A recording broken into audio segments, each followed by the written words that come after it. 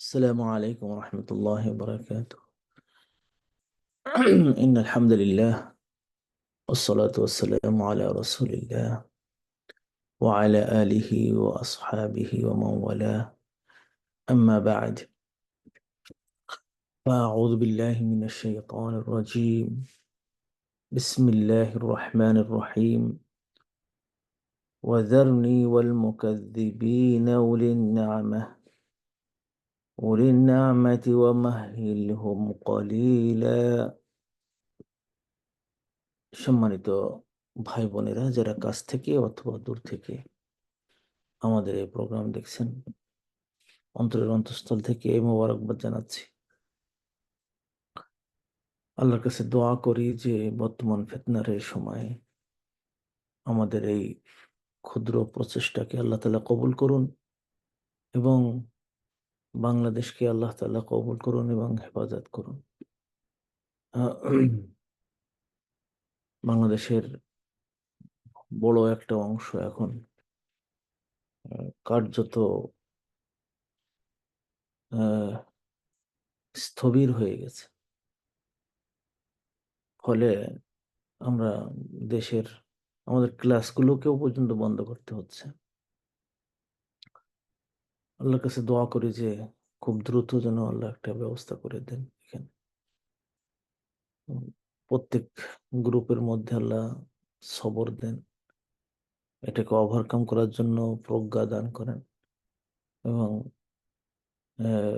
সরকার এবং বিরোধী সাধারণ জনগণ সবার মনের মধ্যে যেন একটা স্বস্তি দান করেন আল্লাহ। সম্মানিত ভাই বোনেরা, আমরা সূরা আল মুজাম্মিলের 11 নম্বর আয়াত নিয়ে আজকে আলোচনা করার চেষ্টা করবো ইনশাআল্লাহ, যেখানে আল্লাহ তাআলা বলছেন ওয়াজারনি। এর আগে আল্লাহ তাআলা মানে উম, তার নবী সাল্লাল্লাহু আলাইহি সাল্লামকে কয়েকটা মূলনীতি বলে দিয়েছেন।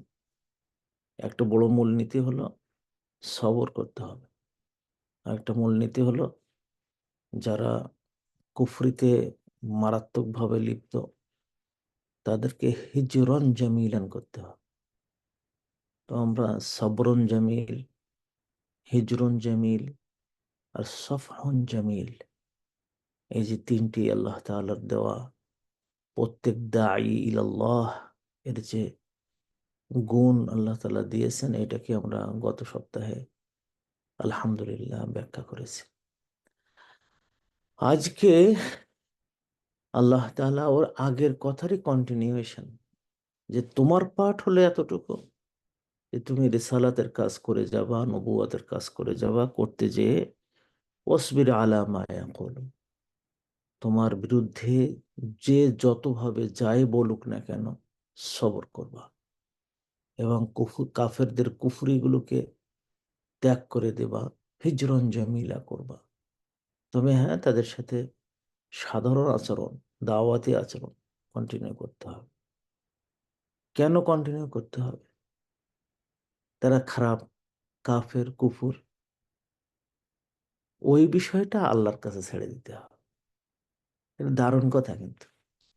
তবে আপনার আমার যারা দাওয়াতি কাজে যারা বিরোধী, আল্লাহ বলতেছেন যে ওয়াজারনি, আমাকে ছেড়ে দিন, ওয়াল মুকাজ্জিবিনা, এবং আমাকে ছেড়ে দিন আর ছেড়ে দিন মুকাজ্জিবিনদেরকে, যারা আপনাকে মিথ্যা আরোপ করে, যারা বলে যে আপনি মিথ্যা কথা বলেন, এই ধরনের লোকদেরকে, অথবা যা কিছু আপনি নিয়ে আসছেন সবটাই মিথ্যা, এই ধরনের লোক যারা আছে দুনিয়াতে, আমাকে এবং ওদেরকে ছেড়ে দেন। এর মানেটা হলো যে আল্লাহ তাআলা তাদের সমস্ত দায় দায়িত্ব নিয়ে নিচ্ছেন।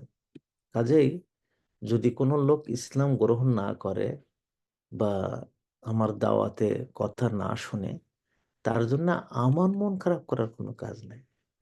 দারনি ওয়াল মুকাদ্দিমিন। আরবি গ্রামারের আরেকটা নিয়ম আছে, মাফউলি মাআহু বলে একটা মাফউল আছে। এর অর্থ হলো যে সাথে, সাথে মাফউল মাআহু। অনেক ওলামায়ে কেরাম কোরআন শরীফের কয়েকটা আয়াতে তার সন্ধান আছে বলে মনে করেন যে এটা আছে। তার মধ্যে এই একটা আয়াত যেখানে বেশ বড় বড় আলেম ওলামা যারা কোরআন খুব ভালো বুঝেছে, তারা মনে করেন যে এই ওয়াওটাকের অর্থ হলো মাইয়া, মার অর্থ। যারনি, আমাকে ছেড়ে দেন, ওয়া মানে মা, সাথে, আল মুকাদ্দিবিন, মুকাদ্দিবিনদের সাথে, আমাকে ছেড়ে দেন মুকাদ্দিবিনদের সাথে। মানে মুকাদ্দিবিনদেরকে যারা আপনার সাথে, যারা ঠাট্টা বিদ্রুপ করে, আপনাকে যারা খারাপ নাম দেয়, আপনারা যারা অস্বীকার করে, আপনারা যারা মিথ্যা আরোপ করে, তাদেরকে, তাদের সাথে আমাকে ছেড়ে দেন। তাদের সাথে আপনার বেশি, আপনি শুধু দাওয়াতি কাজ করে যাবেন তাদের কাছে, কিন্তু তাদের কি করতে হয় কি না করতে হয়, কিভাবে ফিরে আনতে হয় কি না আনতে হয়, তা আমি করব। ওয়াল মুকাদ্দিবিন, সাথে। আর আসলে তাই হয়েছে। হুম। মানে যারাই আল্লাহ রসুলের সাথে খারাপ আচরণ করেছে, তাকে মারার জন্য চেষ্টা করেছে, তাকে হত্যা করার চেষ্টা করে, তাদের তিনটি অবস্থা হয়েছিল পরবর্তী দাওয়াতি জিন্দি, আল্লাহ রসুলের জিন্দেগিতেই তিনটি অবস্থা হয়।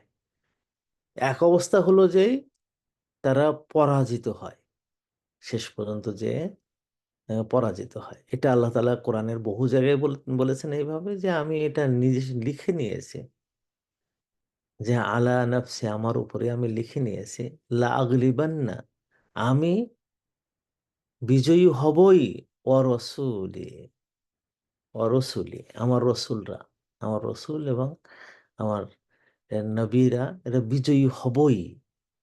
আল্লাহ তাআলা এটা বলেছেন যে হুয়াল্লাযী আরসালা রাসূলাহু বিল হুদা ওয়া দীনিল হক লিইয়ুযহিরাহু আলা দ্বীনি কুল্লিহি ওয়া কাফা বিল্লাহি শাহীদা।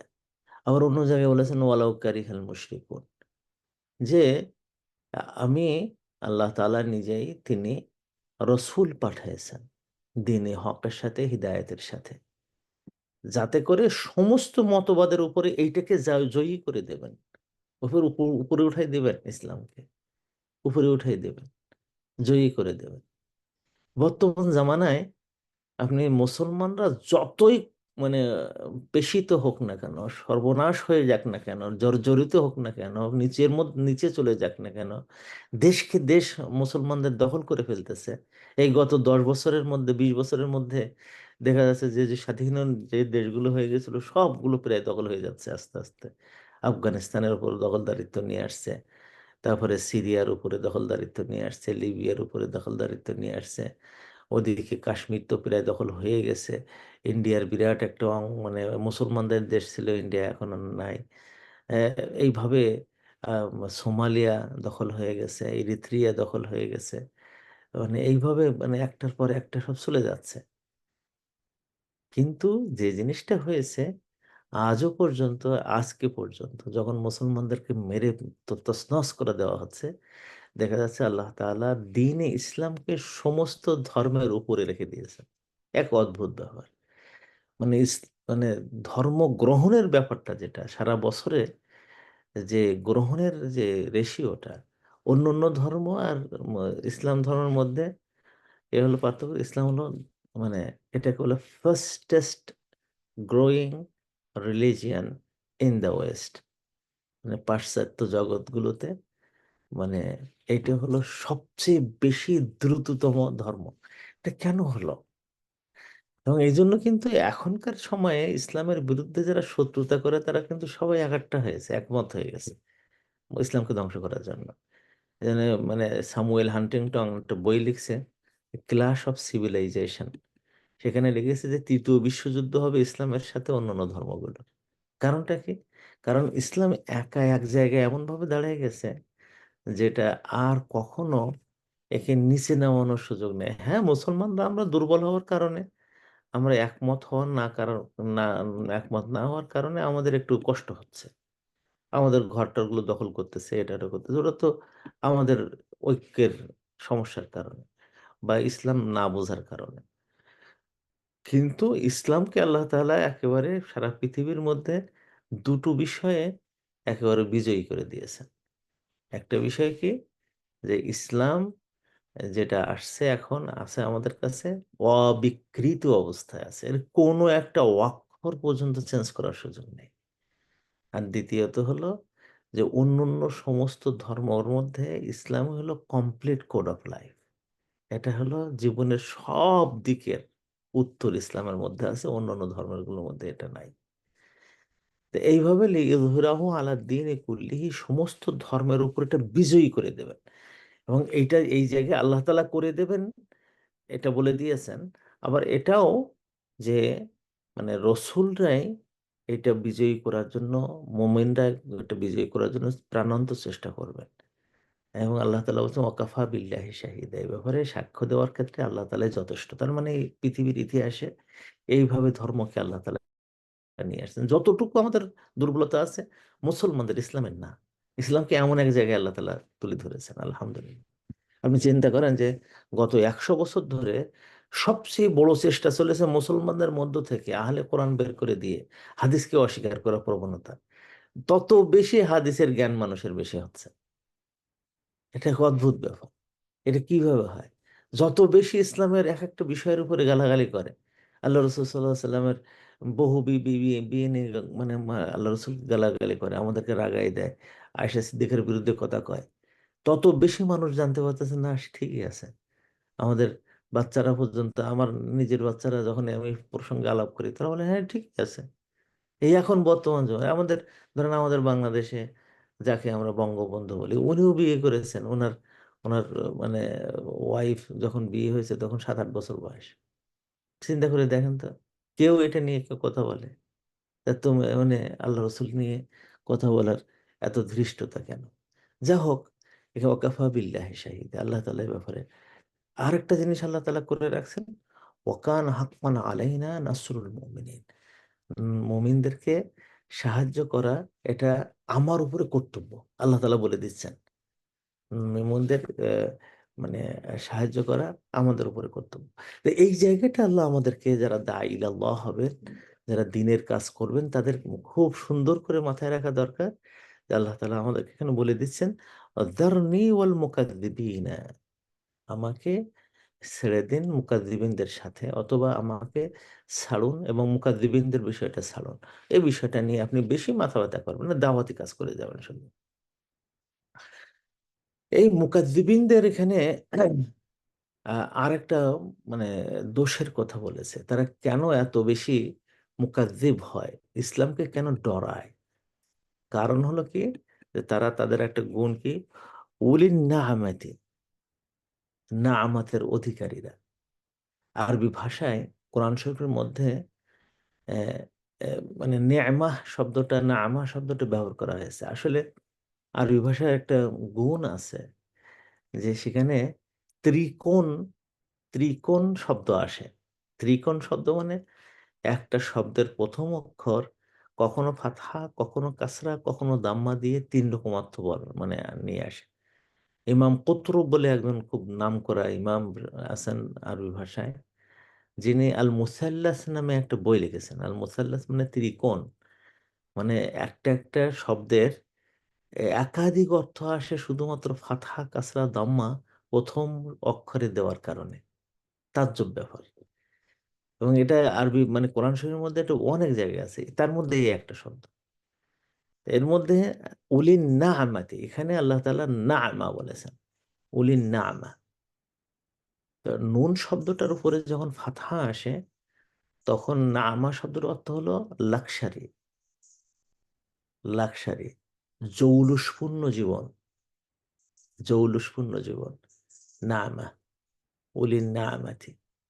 দারুণ ব্যাপার কিন্তু উলিন নাআমাতি, জৌলুসপূর্ণ জীবন, লাক্সারি জীবন, লাক্সারিয়াস জীবন, মানে যে জীবনটা মানুষ উপভোগ করে আর উপভোগ করে, এক্সট্রাভ্যাগান্ট, উলিন নাহামা। এই ধরনের অপরাধী এরা কেন ইসলাম মানে মেনে চলতে চায় না? কারণ জৌলুসপূর্ণ জীবনযাপন করে। আমি একজন মানে এক পরিবারকে একবার বলতেছি যে আপনারা এত শিক্ষিত মানুষ, ইসলাম এত পছন্দ করেন, তো পর্দা নেই কেন বাড়িতে? তাহলে আরে ভাই আপনি বুঝবেন না, তো কেন বুঝবো না? বলে আমাদের মিশতে হয় সমাজের একদম সেরা লোকদের সাথে। মন্ত্রী আসে আমার বাসায়, এমপি আসে আমার বাসায়, আমাদেরকে দাওয়াত পড়ে সেই কোথায়, সংসদে, বিভিন্ন জায়গায়। সেখানে এই এই পর্দা নিয়ে যাওয়া যায় না। বলি না, আমার জৌলুসপূর্ণ জীবন। ইসলাম না মানার পিছনে, ইসলামকে অস্বীকার করার পিছনে এটা একটা বড় কারণ। আমার একটা ঘর কিনতেই হবে, উস্তাদ আপনি যাই বলেন না কেন, মানে লন্ডনে আমার একটা ঘর, ম্যানশন কিনতে হবে।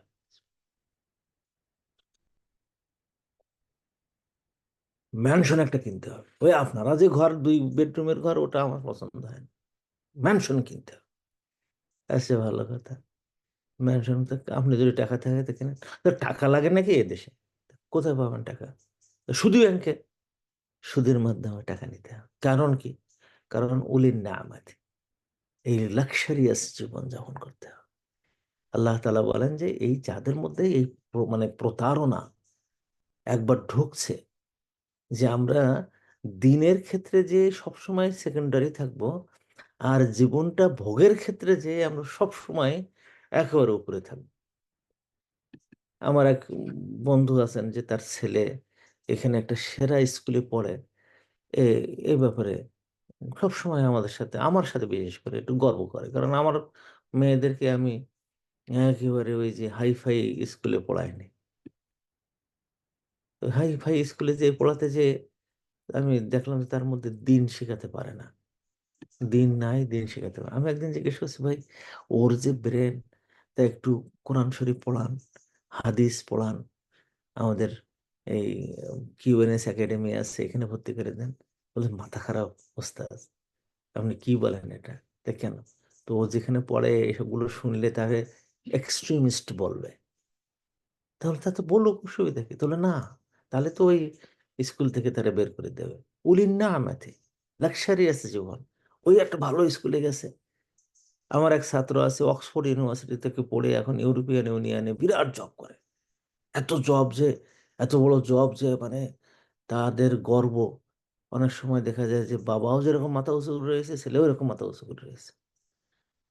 আ ও মাদ্রাসায় পড়েছে, এটা কারো সাথে বলা নিষেধ। আমাকেও একদিন বলতেছে হঠাৎ করে যে, "ওস্তাদ আমি যে মাদ্রাসায় পড়ছি এটা যেন আপনি কারো সাথে বলতে চাই না।" আমি বলি, "কেন রে?" তাহলে উস্তাদ আপনি তো জানেন আমি যে কমিউনিটি মেইনটেইন করি, সোসাইটি মেইনটেইন করি, বিরাট ক্ষতি হয়ে যাবে। আমি তখন বললাম, "বলিন না আমা, বলিন না আমা। নামাজ নাই, কালাম নাই, সোসাইটি মেইনটেইন করতে যেয়ে ধর্ম নেই, এটা নেই, বলিন না আমা। মানে ওগুলো বলা যাবে না, ওগুলো করা যাবে না। বিরাট স্ট্যাটাস মেইনটেইন করতে হয়।" এরা এদেরকে মুকাদ্দিবুন বলা হয়। আল্লাহ তাআলা এখানে কাফেরদের বলেনি যে কাফেরদের ছেড়ে দেন। কারণ কাফেররা কিছু, কিছু জায়গায় যে ক্ষতি না করে, মুকাদ্দিবুনরা তার চেয়ে বেশি ক্ষতি করে। মানে ভিতরে রয়েছে, সম্মান করে, কিন্তু মানতে পারে না। কোরআন হাদিস মানতে পারে না। কারণ কি? পর্দা করলে স্টেটাস চলে যাবে। বাচ্চাদেরকে ইসলামের দিকে নিয়ে আসতে গেলে স্টেটাস চলে যাবে। আমি মানে মেনে চলতে গেলে আমার স্টেটাস, আমার চাকরি, আমার অমুক চলে যাবে। আমি মেইনটেইন করতে গেলে আমার মেনশন কেনা হবে না। আমি ইসলাম মেনে চলতে গেলে আমার ঘুষ দেওয়া যাবে না বা ঘুষ খাওয়া যাবে না। এই যে উলিন নামাত, আল্লাহ তাআলা বলেন যে উলিন নামা যাদের একবার হয়ে গেছে তার বিরাট ক্ষতি। আল্লাহ তাআলা কোরআনের মধ্যে ২ জায়গায় নামা শব্দটা ব্যবহার করছেন। একটা হলো এই সূরা আল মুজাম্মিলে, যেটা আপনারা দেখতে পাচ্ছেন যে নেগেটিভ কনোটেশন, মানে নেতিবাচক অর্থে। আরেকটা হলো সূরা আল দুখানের মধ্যে আল্লাহ তাআলা নিয়ে আসছেন।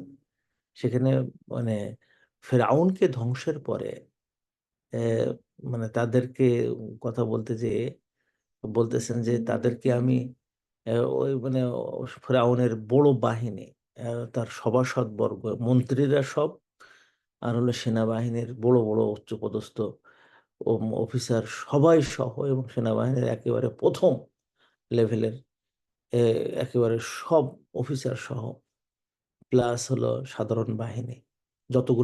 যত রকম বাহিনী ছিল সবাইকে নিয়ে আসছে। তারপর আল্লাহ তাআলা তাদেরকে সবাইকে মেরে ফেলে দেন। তখন মেরে মরে যাওয়ার পরে তাদেরকে আল্লাহ তাআলা কি অবস্থায় ছেড়েছেন? এ, তখন আল্লাহ তাআলা বলছেন ওয়া তারাকনা আহম, তাদেরকে আমি এমন অবস্থা ছিলেন, তাদের যে আলা জুরু আইন, তাদের যে চাষের জায়গা ছিল ওটা ছেড়ে ওরা মানে ছেড়ে আসছে।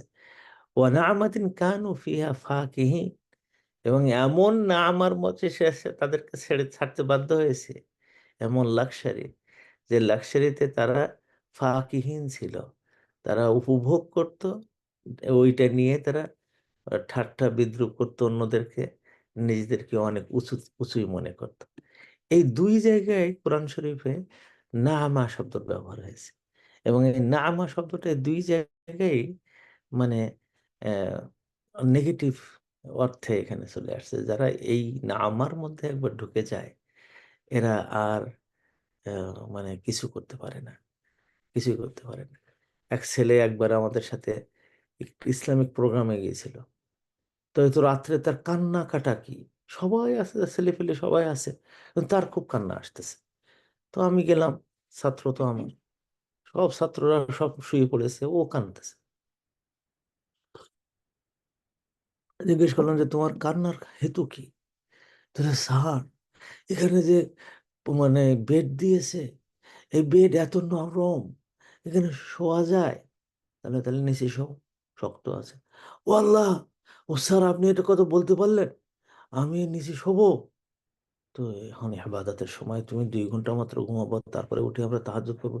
ও আল্লাহ, ও স্যার, আমি ঘুম টুম বাদ দিয়ে আমি তাহাজ্জুদ নামাজ পড়তে আবার রাত্রে উঠতে পারবো?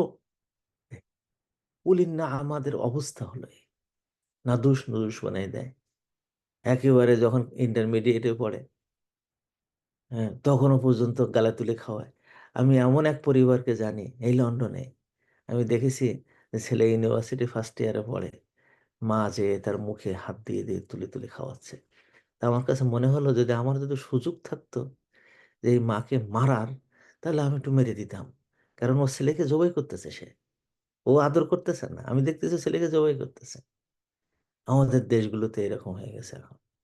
ছেলে পেলে এক একটা কম নেবে, একটা দুইটা ছেলে পেলে নেবে, তিনটা ম্যাক্সিমাম, অথবা চারটা, নিয়ে তাদেরকে গুড় গাদান গাদাবে, সব হবে এক একটা মানে উলির নামা হবে। আল্লাহ তালা এটাকে নেগেটিভ অর্থ ব্যবহার করেছে। এটা ভালো না, এরা লাক্সারিয়া জীবন যারা যাপন করে তারা ভালো না।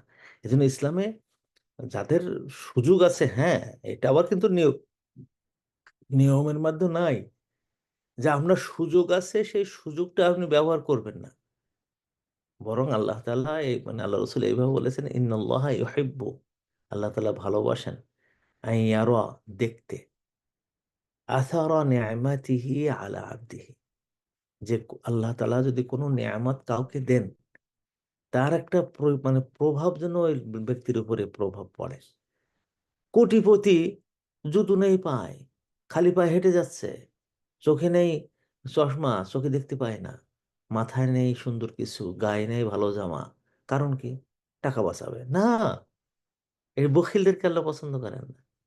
যার যতটুকু আছে সেটা সেটা মেনটেন করতে হবে। কিন্তু লাক্সারি জীবন, লাক্সারি জীবন করতে যেয়ে যারা হারামের মধ্যে পড়ে, ঘুষের মধ্যে যায়, সুদের মধ্যে যায়, তারপরে অবৈধ লোকের টাকা পয়সা নিয়ে নেওয়া, এর মধ্যে যায়, ওকে বলে উলির নামা, যেটা খারাপ অর্থে। আর আল্লাহ তাআলা নিয়ামত দিয়েছেন হালালভাবে, একজন মানুষকে যথেষ্ট টাকা পয়সা দিয়েছেন, ভালো ভালো উস্তাদের কাছে পড়ানোর সুযোগ দিয়েছেন, প্রত্যেক বছর 2-3 বার করে ওমরা করার সুযোগ আল্লাহ তাআলা দিয়েছেন। এদেরকে তো এই সুযোগ নিতেই হবে, কোনো সমস্যা নেই। এবং এই এই নিয়ামতের শুকরিয়া আদায় করা, এটা দরকার আছে। তো নামা হলো এটা, যেটা লাক্সারি করে, যে লাক্সারি করতে যেয়ে দিন মানার ক্ষেত্রে যে সমস্যা। এখন একটা ইয়ে হয়েছে দেখি যে প্রত্যেক মসজিদে আম, যারা চেয়ারে বসা জায়েজ নাই এমন না, একেবারে মাযুর হলে সেখন চেয়ারে বসা যায়, কিন্তু চেয়ারে বসবে তারাই। বিশেষ করে বাংলাদেশে এবার যে দেখলাম, গতবার যে দেখলাম, সুবহান আল্লাহ, একেবারে মাল্টি মিলিয়নিয়ার যতগুলো আছে, একটু বুড়ো মতন হয়েছে, সবাই যে চেয়ারে বসে, জামা কি সুন্দর। একজনের কাছে জিজ্ঞেস করছে, ভাই আপনি চেয়ারে বসার পেছনে কারণ কি? বলে আর কোয়েন না, ওই মানে এরকম করে রুকুতে গেলে কোমরে একটু সমস্যা মতন লাগে। যে সমস্যা মতন লাগে আমরা ভেঙে টেঙে যায়, পড়ে টরে যান, ব্যথা-ট্যাথা হয়। তাহলে দাঁড়াতে এত সমস্যা কি? দাঁড়াতে কোনো সমস্যা নেই। তা দাঁড়ান না কেন? তাহলে একবার বসার সুযোগ পাইছি তো বসি। হ্যাঁ, সেজদা দিতে কোনো সমস্যা হয়? না। তাহলে আপনার রুকুতে শুধু সমস্যা হয়, সেই সময়টা আপনি না হয় চেয়ারে বসেন। আর দাঁড়ানোর সময় আপনি দাঁড়াবেন। আপনি সিজদা দেওয়ার সময় সিজদা দেবেন। আর সবসময় আপনি যে নামাজ পড়লেন যে এরকম করে, এটা কোন দেশের কথা? এই উলিন নাআমা হয়ে গেছে। উলিন নাআমা। এটাও নেগেটিভ অর্থে। এটাকে আল্লাহ তাআলা বলেছেন যে ওদেরকে ছেড়ে দাও আমার কাছে। আমি ওদেরকে দেখাই দেব। আর এটা আল্লাহ তাআলা আমি বলছেন যে ইতিহাসে আল্লাহ তাআলা যখন বলে আমার হাতে ছেড়ে দাও, তো আল্লাহ তাআলা ৩ ভাবে কাজ করেন। একটা হলো কি? যে তাদের মধ্যে এমন হয়ে যায় যে আল্লাহ তাআলার দিন যে সেরা এটা তারা বুঝতে পেরে যায় এবং এক পর্যায়ে তারা সারেন্ডার করে যে হ্যাঁ, ও যা বলতেছে ঠিক আছে। একবার আল্লাহ রাসূল সাল্লাল্লাহু আলাইহি ওয়াসাল্লাম কে ডাকা হলো এক বাসায়। সেই বাসার এক ছেলে, কিশোর ছেলে, সে আমাদের নবীকে খুব ভালোবাসত। যখন রাস্তা দিয়ে যেত, দেখা হলে খুবই শ্রদ্ধা দেখাতো। মাঝে মাঝে আল্লাহ রাসূলের সাথে কিছু সময় দেওয়ার চেষ্টা করত এরকম। ইহুদি ছেলে। কিন্তু ইসলাম গ্রহণ করতে পারেনি। আল্লাহ রাসূলকে ডাকা হলো যে আপনি এক ছেলে ছিল আপনাকে খুব ভালোবাসতো, কিশোর বয়সের। তা সে খুব অসুস্থ, আপনি একটু আসেন। তা আল্লাহ রাসূল ওখানে যেয়ে দেখেন যে তার একেবারে মরণের সময় এসে গেছে। তখন বলতেছে, "এই গোলাম, হে বালক, তুমি লা ইলাহা ইল্লাল্লাহ মুহাম্মাদুর রাসূলুল্লাহ বলো। আল্লাহ তাআলা তোমাকে জান্নাত দান করবেন।" তো ও তখন তার বাবার মুখের দিকে তাকিয়ে আছে। "বাবা আমি কি করব?" তখন বাবা বলতেছে যে, "মুহাম্মদ সাঃ যা বলতেছে তোমরা সেটি শোনো।" তখন সে মুসলমান হয়ে যায় এবং মুসলমান হয়ে যাওয়ার পরে মারা যায়। এই একটা জায়গায় আল্লাহ তাআলা এনে দেন। যখন আল্লাহ তাআলা দায়িত্ব নেন, আমি যদি আমার দাওয়াতি কাজ চালায়ে যাই, তো এক জায়গায় না এক জায়গায় দেখব যে আমরা দিনকে বিজয়ী হিসাবে সবার কাছে, সবার মাথায় মস্তিষ্কে চলে যাবে এবং তারা বুঝবে যে দিন আসলে সত্যি।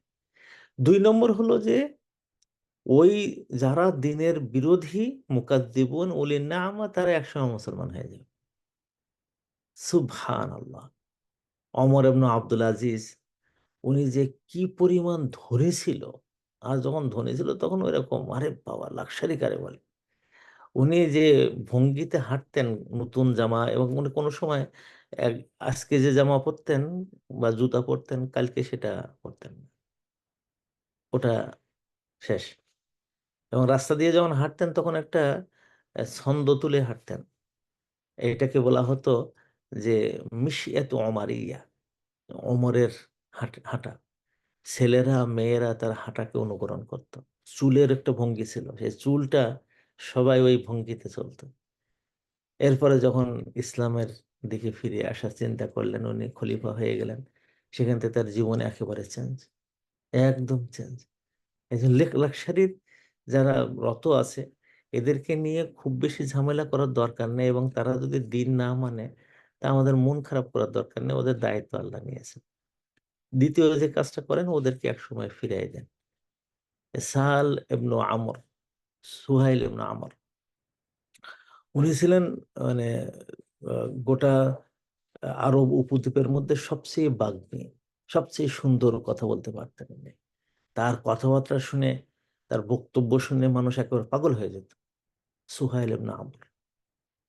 আ আরবদের মধ্যে তখন আল্লাহ রাসূলের যুগে একেবারে সেরা কয়েকজন যে কজন ব্যক্তি, যাদের শক্তি একেবারে সবার উপরে, তাদের মধ্যে তিনি একজন ছিলেন। সবাই ইসলাম গ্রহণ করেছে। তার মধ্যে ইসলাম গ্রহণ করার কোনো ব্যস্ততা নেই। মক্কা বিজয়ের দিন ইসলাম গ্রহণ করে। আল্লাহ তাআলা তার মধ্যে এমন মানে এ মন মানসিকতা তৈরি করে দেন যে যখন মুরতাদ হয়ে গেল, আরব উপদ্বীপের অধিকাংশ মানুষ খারাপ পথে চলে গেল। আবু বকর রাদিয়াল্লাহু তাআলা আনহুর সময়। তখন উনার কাছে এসে যখন লোকজন এসে বলতেছে, "আমরা কি আর ইসলামের মধ্যে থাকব?" তাহলে বলো কি? যে নিয়ামত আমরা পাইছি, ওই নিয়ামত ছাড়াছাড়ি নেই। আমরা সবার শেষে ইসলামের মধ্যে ঢুকছি বুঝে শুনে। আবার যখন এখান থেকে চলে যাব, বুঝে শুনে চলে যাব। এমনি এই মানুষ চলে যাচ্ছে আমরা চলে যাব না, হবে না। তাহলে মানুষ আমাদেরকে বলবে যে আমরা পৃথিবীর সেরা বোকা। আমরা এতদিন পর্যন্ত ইসলামের সৌন্দর্য দেখার পরে যখন ইসলামে আসছে আর ফিরে যাব না। চিন্তা করে দেখ, এরা যারা আসছে তখন একেবারে সর্বশেষ জীবন পর্যন্ত তারা ইসলামের পথে আল্লাহ তালা দিয়ে দিয়ে গেছে। এই জন্য আল্লাহ তালা বলেন যে যারনি ওয়াজারনি ওয়াল মুকাদ্দিবিনা উলিন নিআমাতি।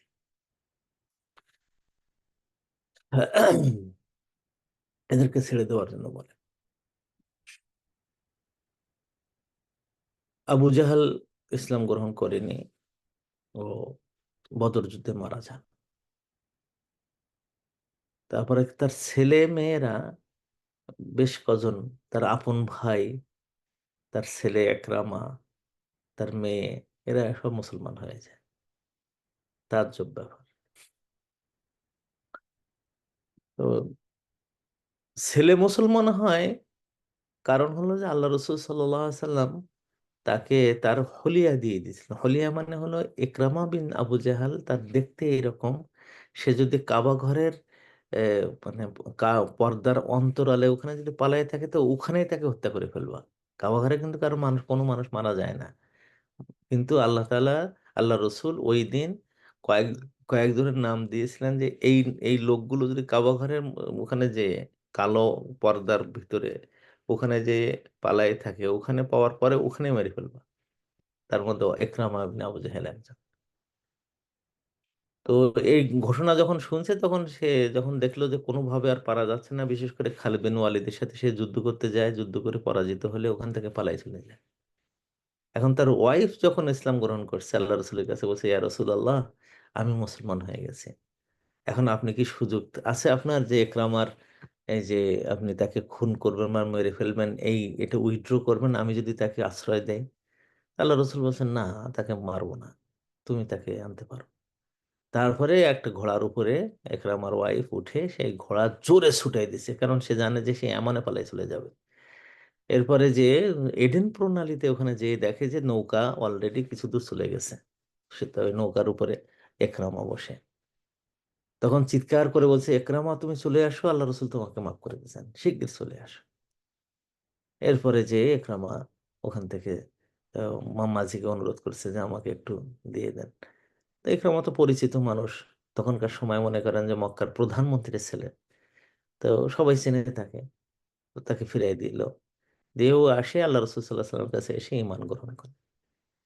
এই ঈমানটা তার এমন ছিল সুবহানাল্লাহ আযীম, যে আল্লাহ রসুল ইন্তেকাল করলেন, আবু বকর ইন্তেকাল করলেন, হযরত ওমরের সময় যখন ইয়ারমুকের যুদ্ধ হচ্ছে, কাদেসিয়ার যুদ্ধ হচ্ছে, সরি, যখন কাদেসিয়ার যুদ্ধ হচ্ছে, এই যুদ্ধ ছিল মারাত্মক, 7 দিন যুদ্ধ হয় এবং এই যুদ্ধ প্রত্যেকটা যুদ্ধ দিন ছিল একবার মারাত্মক অবস্থা। তো যুদ্ধ যখন শেষ হয়েছে তখন একজন সাহাবী উনি বলেন যে আমি যারা ইনজিউর্ড হয়েছে তাদেরকে আমি পানি খাওয়ানোর জন্য যাচ্ছি। তো এক জায়গায় দেখলাম যে একজন লোক চিৎকার করতেছে, পানি, পানি করতেছে। তো আমি ওখানে গেলাম, যে বললাম যে এই পানি নেন। তো পানি তার মুখের কাছে তুলে ধরার মানে ধরছি, সঙ্গে সঙ্গে তার পাশে একজন, তার নাম ছিল হারেস, এ হলো আবু জাহালের আপন ভাই। সে বলতেছে আমাকে একটু পানি দাও, আমি মরে যাচ্ছি, আমাকে একটু পানি দাও। তা আগের লোকটার নাম ছিল একরামা। তো যখন শুনছে তার মামা এরকম বলে বসছে যে আমাকে একটু পানি দাও, তো তখন বলছে যে আমি পানি খাবো না, ওকে পানি দাও। এরপরে তাকে যখন পানি দিতে গেছে তখন ও বলার সাথে সাথে আরেকজন ওই পাশে বলছে আমি মরে যাচ্ছি, আমাকে একটু পানি দাও। তো তখন ওই তৃতীয় ব্যক্তির কাছে পানি নিয়ে এই লোকটা গেল, এই সাহাবি গেলেন, যে তারপর তার মুখে পানি ধরলো, ধরার মানে পানি না পান করে লোকটা মারা গেল। সুবহানাল্লাহ। এরপরে ও লোকটা মনে করলো যে পানি তো যেহেতু খেলো না, তা দ্বিতীয় ব্যক্তিটা পাশে ছিল, ওর ওখানে যাই। সে ছিল আবু জাহেলের ভাই, মুসলমান, মুসলমান হয়ে গেছে। তো ওর কাছে গেল, যে বলছে যে পানিটা নাও, পানি খাও। নড়তেছে না। গায়ে হাত দিয়ে দেখে যে আর নেই, মুখে হাত দিয়ে দেখে যে আর দম নেই। মারা গেছে। এরপরে যে মনে করলেন যে হায় হায় রে, পানি নিয়ে ওটাও খেলো না, দ্বিতীয় ব্যক্তিটা দিতে বললাম, তা প্রথম ব্যক্তি যে চাইছিল ইকরামা ইবনে আবু জাহল, তার কাছে যাই। আসছে, এসে মাথা উঁচু করছে, দেখি যে মাথা নরম। একরমা, একরমা, আর কোনো ই নেই, হাত পা সব হয়ে গেছে, মুখে নিঃশ্বাস বন্ধ হয়ে গেছে। তো এরকম হয় যে যারা এই মুকাদ্দিবিন উলিন নিআমা, এদেরকে যদি আমার দাওয়াতি কাজ কন্টিনিউ করে যদি আমি এমন করতে পারি যে ওদের ব্যাপারটা আল্লাহর হাতে ছেড়ে দিলাম, তো এইরকম একটা সুযোগ হয় যে আল্লাহ তাআলা তাদেরকে আবার এই ইসলামের মধ্যে ফিরিয়ে নিয়ে আসেন। কখনো কোনো মানে কখনো কোনো, কখনো আবার কোনো না কোনো ভাবে এইভাবে আল্লাহ তাআলা তাদেরকে ফিরিয়ে নিয়ে আসেন। তৃতীয়বার যে জিনিসটা হয় সেটা হলো এই যে, আপনারা সবাই জানেন যে তায়েফে আল্লাহ রসুল সাল্লাহ সাল্লাম যখন দাওয়াত দিতে যান, তাকে প্রচন্ডভাবে মারা হয়। প্রচন্ড, প্রচন্ড মারা হয়। এবং ওইটা আল্লাহ রসুল মরণের আগ আগ পর্যন্ত ওই দৃশ্যের কথা, ওই কষ্টের কথা ভুলেননি। হযরত আয়েশা একবার জিজ্ঞেস করেছেন যে আপনার দাওয়াতি জিন্দেগিতে আপনার সবচেয়ে কষ্টের এটা কি? তো তখন উনি তায়েফের কথা বলছিলেন। এখন এই তায়েফের এই ঘটনাটা আল্লাহ তাআলার উপরে ছেড়ে দিয়ে মানে লাভ হয়েছে কি? চরম ধরনের লাভ হয়েছে। আল্লাহ তাআলার মানে যখন ফেরেশতা পাঠিয়ে দেন আল্লাহ তাআলা, যে আমার হাবিব নবীকে বলো যে সে যদি চায় যে সে এই তায়েফের লোকদেরকে আমি মানে ধ্বংস করে দেই, তাহলে আমি ধ্বংস করে দেব। ফেরেশতাদেরকে নির্দেশ দিয়ে দিলেন যে তায়েফের ওই পাশে, উত্তর পাশে আর দক্ষিণ পাশে যে বড় বড় দুটো আছে, পাহাড় আছে, এই পাহাড়ের নাম হলো আকসাবাইন, আকসাব পাহাড়। এই আকসাব পাহাড় দিয়ে তায়েফের লোকদেরকে এমন ভাবে পিষিয়ে দেব যে ছাতু করে ফেলবো একেবারে। দুই পাহাড়ের মাঝখানে ঘষা দিয়ে এমন ঘষা হবে যে তারা একদম ছাতু হয়ে যাবে।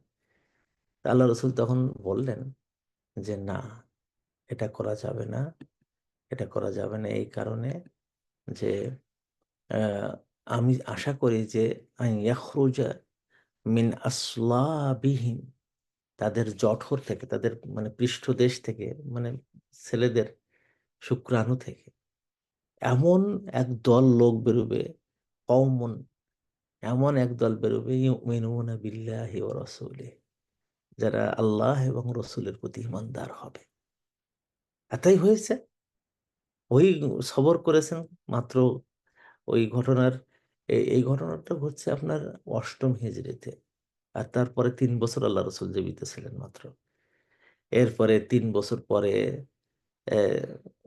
মানে চতুর্থ বছরে যখন আবু বকর রাদিয়াল্লাহু তাআলা আনহু আসলেন, তখন আরব উপত্যকায় প্রায় সবাই অমুসলিম হয়ে যায়। শুধু মক্কা, মদিনা ভেতরটা, মদিনার বাইরে সবাই বিদ্রোহী হয়ে যায়। মক্কাটা আর তায়েফটা, এই গোটা আরব উপদ্বীপের মধ্যে এই 3টি জায়গায় কোনো বিদ্রোহ আবু বকরকে ফেস করতে হয়নি। কারণ অলরেডি তায়েফের ভেতর থেকে মূল যারা হতা, তারা ইয়ে হয়ে গেছে, নিষ্ক্রিয় হয়ে তাদের সন্তানেরা ইসলামের মধ্যে আসছে। এই জন্য আমাদের দাওয়াতি কাজ করতে যে আমাদের কোনো সময় যেন আমরা মনের দিক দিয়ে খারাপ না পড়ে যাই, এ তো শুনতেছেন না, হুজুর কি বলবো, আমার পরিবার এত আমি করি, বিদেশ থেকে টাকা পয়সা পাঠাই, কিন্তু দিনের কথা বললে তারা শোনে না। তাতে আপনার কি হয়েছে? শোনে নাতে কি হয়েছে? আপনি দাওয়াতি কাজ করে যান। আমার এক বন্ধু আছে, আমি এটা সবসময় বলি, খুব গর্ব করে বলে যে 15 বছর আমার শ্বশুরদের সাথে আমার সম্পর্ক নাই, আমি তাদের বাসায় যাই না, তাদের সাথে কথা কই না। কেন? তো নির্দিষ্ট উনি ইসলামিক পার্টি করে না, তারা আওয়ামী লীগ করে, তো আমি যাই না। তাহলে না, এটা তো নিয়ম না, আমাদের নবীরও নিয়ম না। বরং নিয়ম হলো এই যে এদের সাথে দাওয়াতি কাজের সম্পর্ক রাখতে হবে, আর বাদ বাকিটা আল্লাহর হাতে ছেড়ে দিতে হবে। এবং ওই ছেড়ে দেওয়ার দুটো পদ্ধতি আল্লাহ তাআলা এখানে বলে দিচ্ছেন। একটা পদ্ধতি হলো যারনি, ছেড়ে দেন আমাকে এবং ওদেরকে, আমি ওদেরকে দেখব। যারা মরার তারা মরবে, যারা ঈমান নিয়ে বেঁচে থাকবার তারা বেঁচে থাকবে, অথবা যাদের সন্তানেরা ঈমান আনবে তাদেরকে আমরা রেখে দেব। ইসলামের ইতিহাসে কাহিনী দিয়ে ভরপুর। যে পরিবার ইসলামের চরম শত্রু, সেই পরিবার ইসলামের চরম ঘাঁটি হয়ে গেছে, এরকম বহু ইতিহাস, এক দুটা না। কাজে ওইটা নিয়ে আমাদের বেশি আহ, মাথা খারাপ করার দরকার নেই। আর 2 নম্বর যে পদ্ধতিটা বলে দিলেন আল্লাহ রসুল আল্লাহ তাআলা, সেটা হলো অমাহিল হুম কালিলা, এবং তাদেরকে আপনি সামান্য অবকাশ দিন।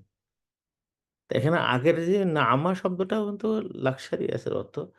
আমি যেটা বলতেছিলাম যে ওই 3টি শব্দের উপর ফাতহা কাসরা দাম্মা দিলে 3টি অর্থ আসে। দ্বিতীয় শব্দ যদি বলি নেয়মা, নেয়মা মানে কোরআন শরীফে কিন্তু নামা নেয়মা বা এর থেকে আসা শব্দ এদের সংখ্যা কিন্তু মেলা। আল্লাহ তাআলা 88 জায়গায় এই শব্দটা ব্যবহার করেছেন। হ্যাঁ, এবং যেমন বলেন সিরাতাল্লাযীনা আনআমতা আলাইহিম, এই যে আনআমতা এই নিয়ামা থেকে আসে।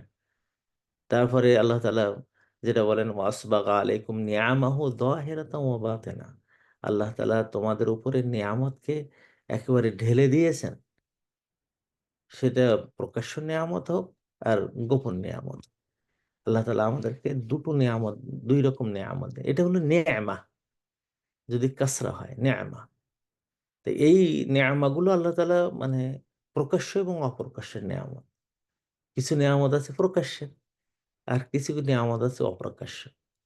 যেমন প্রকাশ্য নেয়ামত, যেমন এই চাঁদ, সূর্য, গ্রহ, নক্ষত্র। আপনারা যদি সূরা নাহাল পড়েন, সূরা ইব্রাহিম পড়েন, দেখবেন যে এগুলোকে আল্লাহ তাআলা নেয়ামা হিসেবে, সূরা রুম পড়েন, এগুলো সব প্রকাশ্য নেয়ামত, ভর্তি করে দেওয়া। বাপ মা, তারপরে এ, এই যে কিতাব, কোরআন শরীফে আল্লাহ তাআলা একটা নিয়ামত দিয়েছেন, সূরা ইব্রাহিমের 28 নম্বর আয়াতে পড়ে দেখেন নিয়ামা।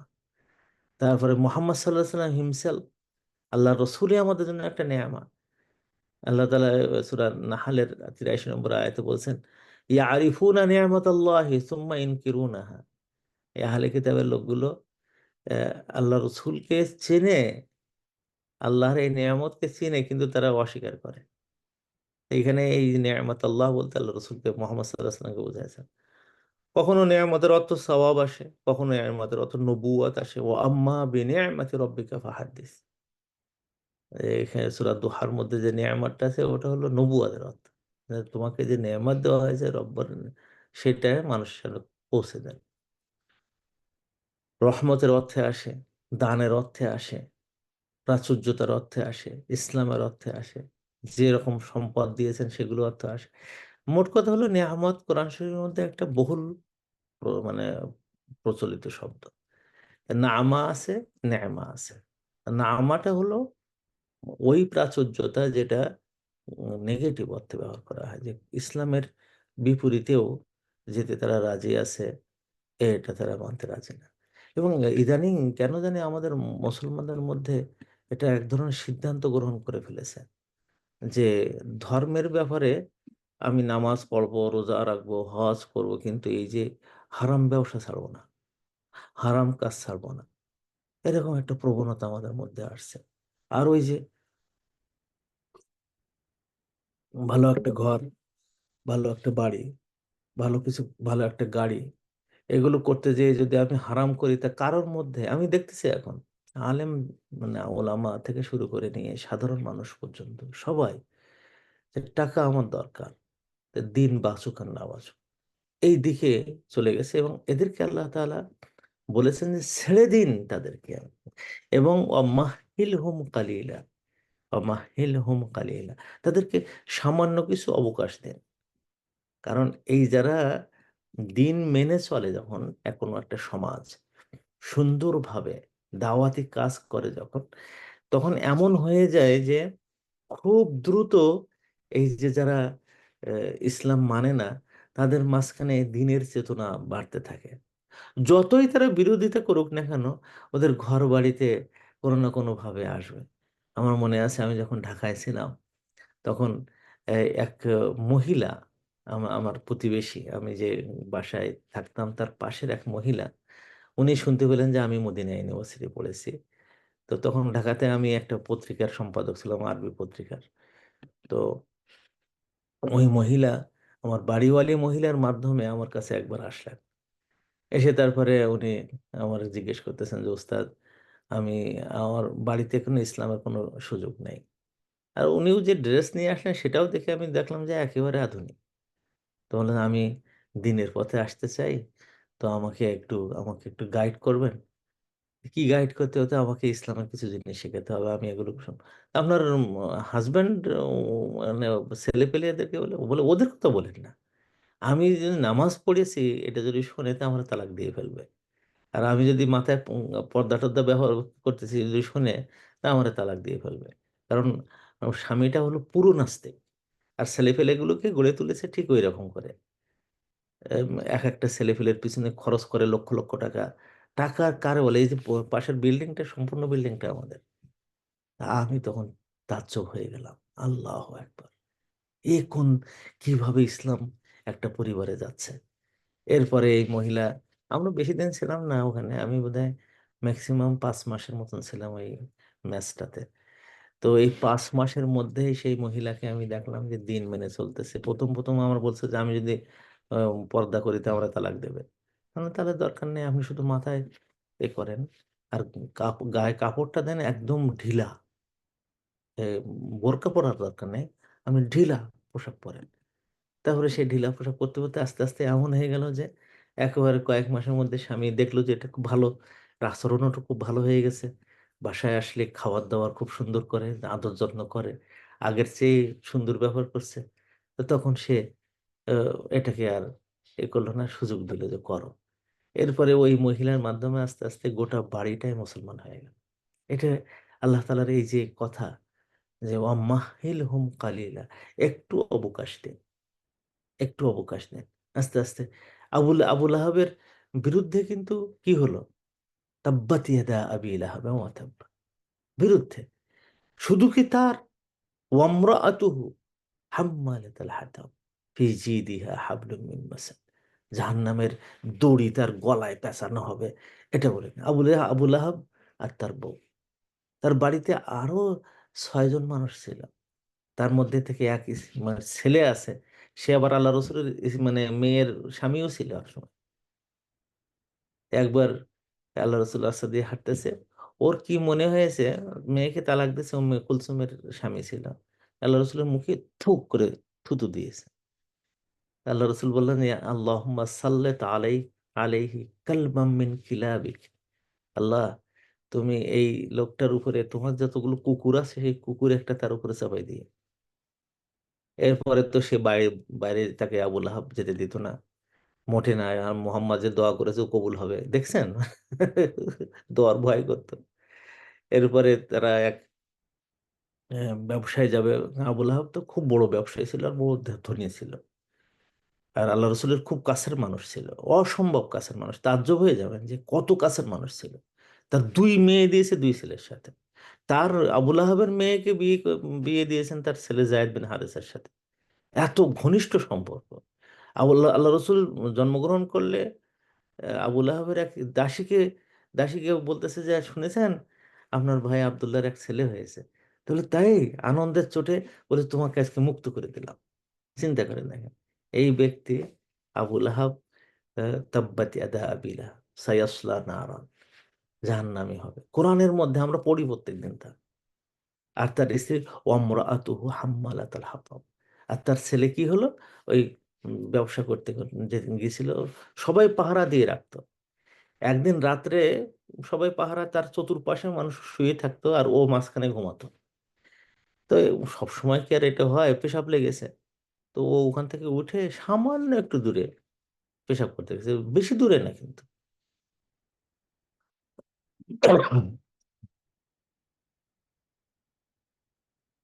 সুবহান আল্লাহ, ওর মধ্যেই এক নেকড়ে বাঘ এসে তাকে ধরে নিয়ে যায় এবং একেবারে ছাতু করে করে খেয়ে ফেলে। তার শুধু কয়েকটা হাড় বেঁচে ছিল, সব খেয়ে ফেলছে। এই 3 জন ছাড়া তার আর সমস্ত সন্তানেরা এবং তার মেয়ে সব মুসলমান হয়ে গেছিল। আর এক ছেলের নাম ছিল মুআত্তাব। এই মুআত্তাবের একটা মানে সিঁড়ি এরকম, সুবহান আল্লাহ, তার 5 জেনারেশন পর্যন্ত মুআত্তাবের ছেলে, তার ছেলে, তার ছেলে, তার ছেলে, এরা সবাই হাদিসের বর্ণনাকারীদের মানে একটা চেইন আছে, এবং তারা সবাই হাফেজে কোরআন ছিল। তো এই আরেকটা জায়গায় নিয়ে আসে যে উলিন্না আমা যারা হয়, যারা মুকাদ্দিবুন হয়, এবং তাদেরকে আমহিল হুম রুআইদা করলে, ভালো ব্যবহার ভালো কাজের সুযোগ করে দিলে, ওরা সব একদিন মুসলমানের খাতায় আসতেও পারে, এসে যায়। অথবা আল্লাহ তাআলা এখানে যে নেগেটিভ কনোটেশনের কথা বলেছেন, ছেড়ে দাও ওদেরকে আমার কাছে, আমি তাদেরকে দেখছি, এবং ওদের কিছুদিনের জন্য রেখে দাও। সেটা কি? দেখা গেল যে এই মানে সূরা যখন নাজিল হচ্ছে, তারপরে মাত্র 12-13 বছর পরে, 13 বছর পরে এই সূরা যখন নাজিল হলো, এই সূরা এখন যেখানে যখন নাজিল, তার 13 বছর পরে যে মানে বদর যুদ্ধ হয়, এবং ওই যুদ্ধে যারা যারা এই শয়তানিগুলো করছে, তারাই তারাই মরে যায়। এজন্য মুফাসসিরিন ইকরামের একটা বড় অংশ আছে যে আয়াতটা নাজিল হয় সনাদিদ ও কোরাইশ, কোরাইশের যারা একেবারে এলিট ক্লাস, যারা একেবারে সেরা ব্যক্তি, তাদের সম্পর্কে নাজিল হয়েছে যে আল্লাহ তাআলা বলেন তাদেরকে ছেড়ে দাও এবং কিছু অবকাশ দাও, মানে বদর যুদ্ধ পর্যন্ত। ওখানে কিছু লোক ছিল যে বদর যুদ্ধে যারা অংশগ্রহণ করছে, সবাইকে তারা খাওয়ার ব্যবস্থা করে, খাওয়ার দায় দেয় তো তাদের, যে যত খরচ হবে সব আমাদের, এবং ওদেরকে আল্লাহ তাআলা ওখানে শেষ করেও দিয়েছিলেন। এই আয়াতের এই অবশ্যই এই রেওয়ায়তটা খুব বেশি সহিহ না, তাহলেও অনেক মুফাসসিরিন ইকরাম এটা উল্লেখ করেছেন যে আহ, আল্লাহ রসুলকে অন্তত মনের দিক দিয়ে এত সান্ত্বনা দিয়েছেন যে আপনি এদেরকে নিয়ে আপনি চিন্তা করেন না, তো দুনিয়াতে তাদেরকে ছেড়ে দিন আমার কাছে। তারপরের আয়াতগুলোতে আমরা যদি দেখি, তাহলে কেয়ামতে তাদের কি হবে যদি ওই অবস্থায় মরে যায়, যারা ইসলাম গ্রহণ করলো না, যারা কুফরি অবস্থায় বা মুকাদ্দিমিন অবস্থায় মারা গেছে, তাদের কি হবে কেয়ামতে, তার সম্পর্কে ওইখানে বলা হচ্ছে 12, 13, 14 এবং 15, না 14 নম্বর আয়াত পর্যন্ত। 12, 13, 14, এটা আমরা ইনশাআল্লাহ আগামী সপ্তাহে এটা আমরা আলোচনা করব ইনশাআল্লাহ। আমরা আজকে যে মোরালটা পেলাম সেটা হলো যে একজন মানুষ ইসলামকে নিয়ে যে কাজটা করা দরকার, সেটা হলো যে ইসলাম শুধু আমার নিজের মধ্যে না থাকুক, আমরা এটা মানুষের কাছে কাছে পৌঁছে দেই। আমার কিউএনএস একাডেমির আমি সবচেয়ে আনন্দময় জায়গা হলো এই জায়গায়, সুবহানাল্লাহ, এমন কিছু ভাই এবং বোন পেয়েছি, বোনেরা বেশি অগ্রসর দেখলাম এই দিক দিয়ে, যে তারা তো শিখতেছে কোরআন হাদিস।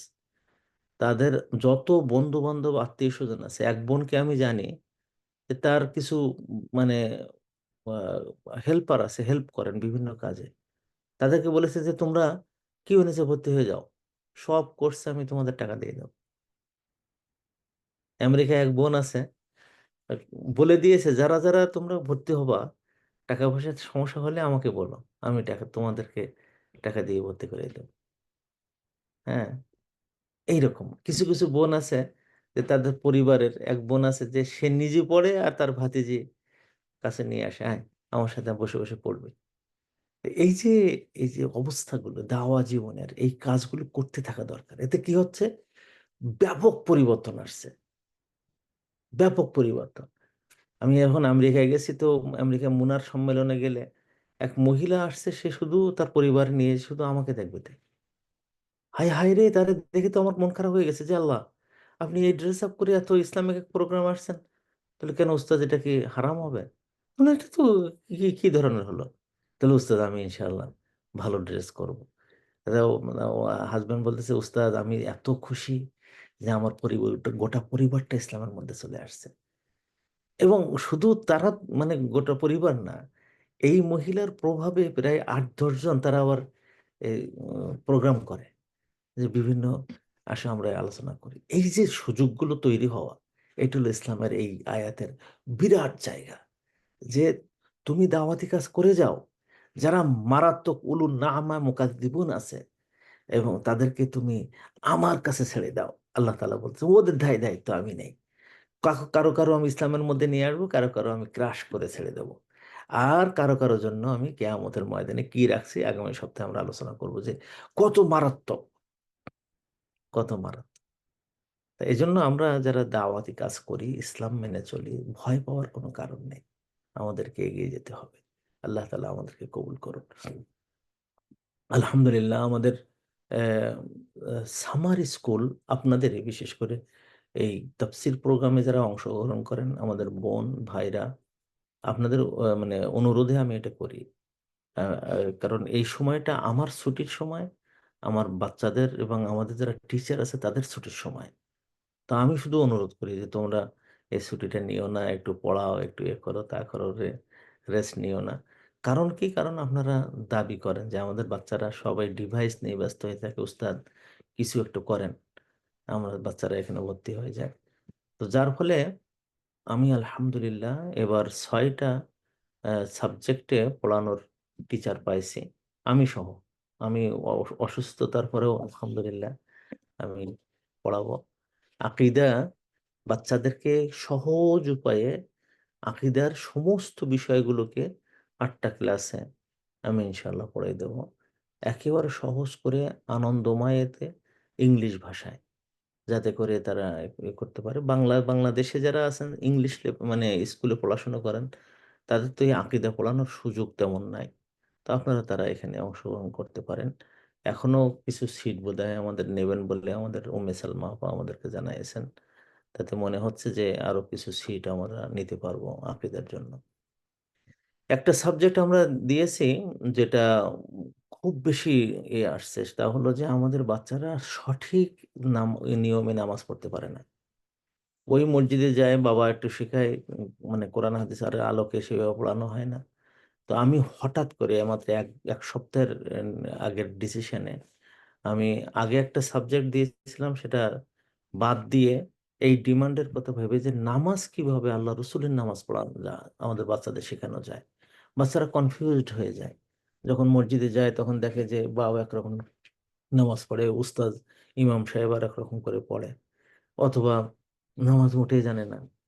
এই মানে এতে আপনারা আল্লাহ তাআলা তৌফিক দিলে আমাদের মাত্র আর কয়েকটা সিট খালি আছে। তো শুরু হবে আগামী পরশুদিন থেকে সম্ভবত। আপনারা যারা আপনাদের সন্তানেরা বসে থাকবে মনে করেন, এখানে ভর্তি করে দিন। না, এটা পড়াবে আমাদের রাফা আল মাদানী, আমাদের শেখ আহমদ আব্দুর রহমান মাদানীর বড় মেয়ে। আলহামদুলিল্লাহ, এই দেশের সেরা ইউনিভার্সিটিতে এ তিনি ফার্মাসি, মানে ফার্মাসির উপরে মাস্টার্স করেছেন, জবও পেয়ে গেছেন খুব ভালো একটা হসপিটালে, অনেক বড় জব পেয়েছেন। এর মধ্যেও তিনি আমাদেরকে সময় দিতে চেয়েছেন যে উনি আমাদেরকে সময়, উনি মাদ্রাসা ব্যাকগ্রাউন্ড থেকে আসা। তো একদিকে মাদ্রাসার আরবি ভাষা এবং এলেম তো অনেক আছে, আরেকদিকে তিনি একেবারে আধুনিক শিক্ষা ব্যবস্থার সেরা সাবজেক্ট নিয়ে পড়াশোনা করেছেন। তো এই জন্য তার কাছে যত ছাত্রছাত্রী এ পর্যন্ত পড়েছে, উনি হলেন আমাদের সবচেয়ে জনপ্রিয় টিচারদের মধ্যে একজন। ক্লাসগুলো খুব আনন্দময় করে দেন। তো আপনারা যারা আছেন এখানে, যদি চান তাহলে আমাদের বোন উম্মে সালমা, ওনার সাথে আজকেই যোগাযোগ করেন। যদি কারো অর্থনৈতিক সমস্যাও হয়, ওনার সাথে যোগাযোগ করেন এবং বলেন আর কি যে আহ, সুযোগ আছে কিনা। তো এই কোর্সটাতে আমি আমি চাচ্ছি যে আপনারা আপনাদের বাচ্চাদেরকে অংশগ্রহণ করান। আর যদি সুযোগ থাকে আপনাদের, সবাই আপনারা নিজেরাও, শুধু বাচ্চাদের কেন, আপনারা নিজেরাও যদি সুযোগ থাকে তাহলে মানে তাহফিজুল কোরআন, কোরআনের ছোট সূরাগুলো, সূরা নাস থেকে শুরু করে নিয়ে সূরা ফিল, সূরা দুহা পর্যন্ত, এই ছোট ছোট সূরাগুলোকে সুন্দরভাবে পড়া একজন হাফেজাতুল কোরআন দিয়ে, কোরআনের যিনি হাফেজা এবং প্লাস হলো এর থেকে আহ, মিশর থেকে ইজাজা নিয়ে এসেছেন, এমন একজন বোনের কাছে ইনশাআল্লাহ আপনারা পড়তে পারবেন। এটাও ইংলিশ ভাষায়। আমরা সামার কোর্সের সাবজেক্টগুলো সব কিন্তু ইংলিশ ভাষায়। যদিও যদি কেউ এমন আসে যে না, তারা ইংলিশ বুঝতেছে না, উম, তো তাদের জন্য বাংলায় ব্যাখ্যা করে দিতে হবে, এরকম সুযোগ কিন্তু আমাদের আছে ইনশাআল্লাহ। সেটা আমরা ব্যবস্থা করতে পারবো। আপনারা যারা এই কোর্সগুলোতে অংশগ্রহণ করেন, বিশেষ করে আহ, সালাত, নামাজ, আল্লাহ রসুলের নামাজ, আর হলো তাহফিজুল কোরআন, যারা আপনারা অংশগ্রহণ করতেছেন ইনশাআল্লাহ, আপনাদের জন্য দরজা খোলা আছে। আর আমি উম্মে সালমা আপাকে বলব যে আপনারা রেজিস্ট্রেশনের জন্য একেবারে শেষ পর্যন্ত সময় দিয়েন। কারণ বাচ্চারা তো আসলে রাজি হতে চায় না। অনেকেই আমাকে বলেছেন, "ওস্তাদ এত সুন্দর, সুন্দর এতে আমার বাচ্চা রাজি হতে চায় না। কি করব? জোর তো করা যায় না।" তা না, জোর করবেন না, কিন্তু লোভ দেখাবেন। যে তুমি যদি এই কোর্সটা করো, তোমাকে আমি এটা দেব। তাজ্জব হয়ে গেছে যে একজনকে কোর্স করার কারণে এক ছেলেকে সে মানে আইপ্যাড দিছে।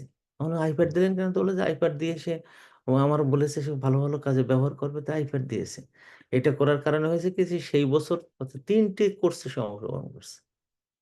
তো এইভাবে মানে ইনটেনসিভ দিতে হয় মাঝে, মাঝে।